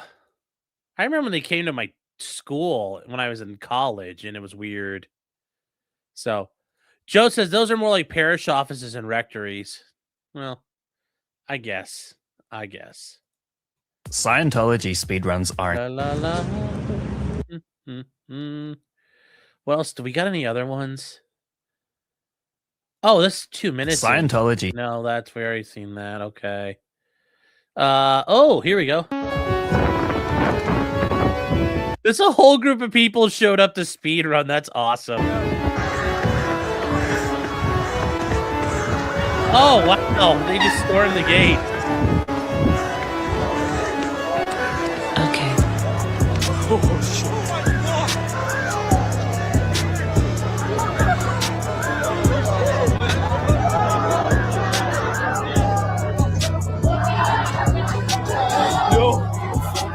They busted open the. This is like, where's this at?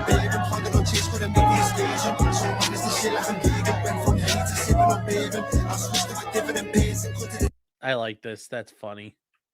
Suffer Scientology. Yeah, L. Ron Hubbard sucked dick.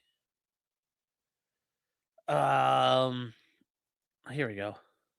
That's me infiltrating Scientology's Church of Spiritual Technology, a fortified compound in Twin Peaks, California, where Shelley Miscavige, is this the gold base? The wife of Scientology's leader, David Miscavige, is rumored to have been imprisoned for the last 20 years. This base was built to archive L. Ron Hubbard's scriptures, fortified with spiked fences, razor wire, infrared cameras, and full-time security. But given that there's no documentation of anyone on the planet infiltrating it, nobody really knows what's going on. Maybe Let's it's all see just what an I op can by find. Scientology to get more people to join.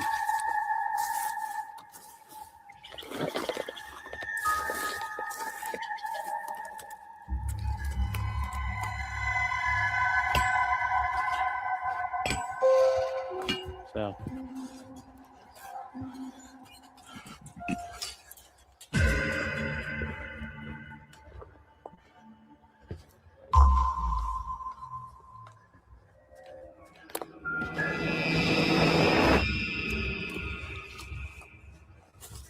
Oh, it's that Tyler Oliveira guy.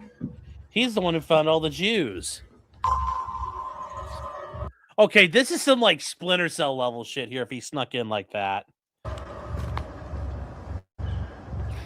Fucking Le Epic. So.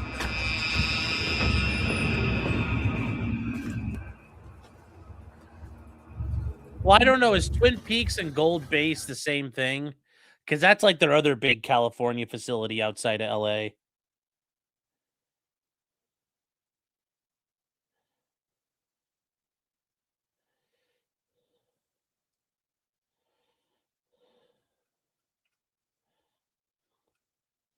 All right, let's keep going here, chat. See what he does.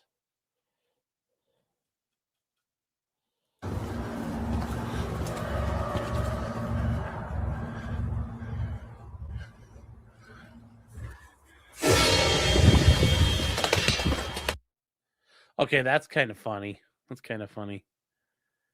Have you seen the London PvP areas where a bunch of guys are pickpockets? No. I have not seen that, but that's epic. Do you ever figure out what the Jews were tunneling for? No.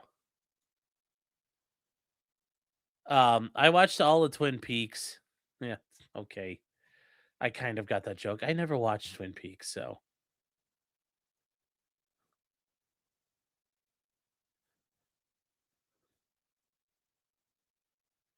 Okay, here, chat. Hold on.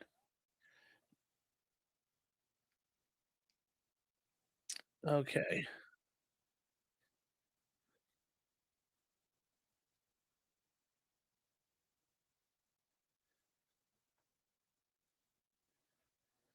Okay.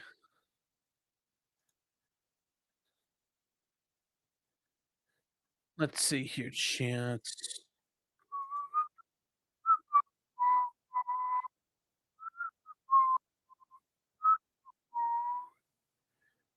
Let's see here.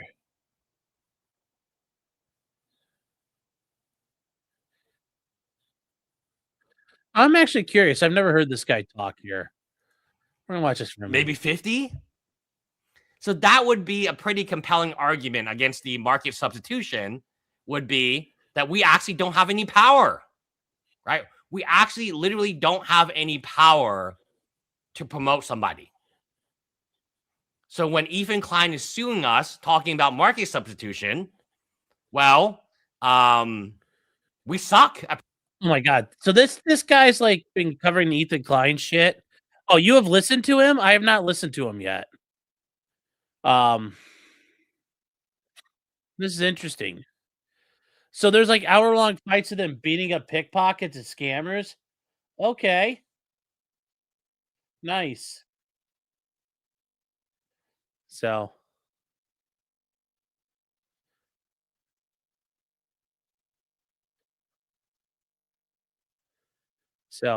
is this guy a real lawyer? He is a lawyer. But I know he's also gone out there and like I've seen that he tried to fuck with Mindset for a little bit, and it's like I don't know why he's fucking with Mindset, so I don't really understand it with this guy.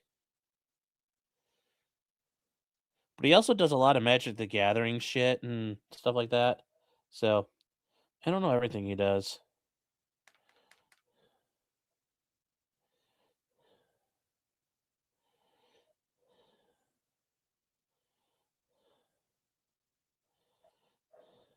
So, I don't know.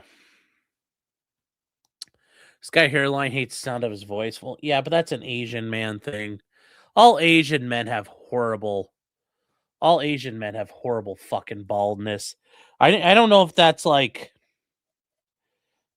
it's that's a thing all Asian men suffer from is the fucking Reaper.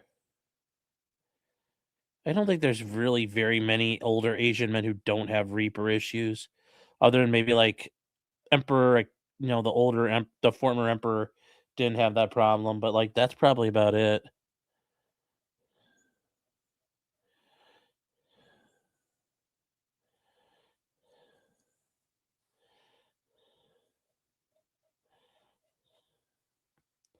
So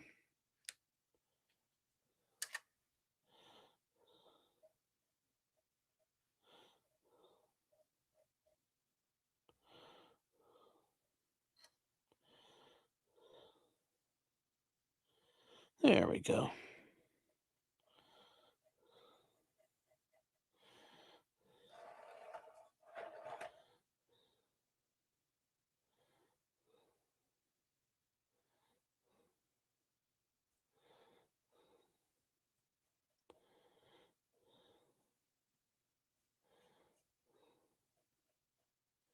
All right, chat. We're making some progress here. Not Shinzo Abe. Does he say Denins instead of denims on purpose? I don't know. I don't know what the deal is. So we need more Ed and Frank paranormal. If you aren't balding in Asia, you become a movie star. Even memes Norwooded. I mean, in fair, most people are Norwooded. For most men, they lose their hair. I don't know. I think for me, as I start, I'm losing weight and I lose more, there's a chance I might get Norwooded a little bit because you release all the hormones into your body and your body kind of like freaks the fuck out. So shouldn't talk too much, but I mean, it happens. It happens out there, you guys. So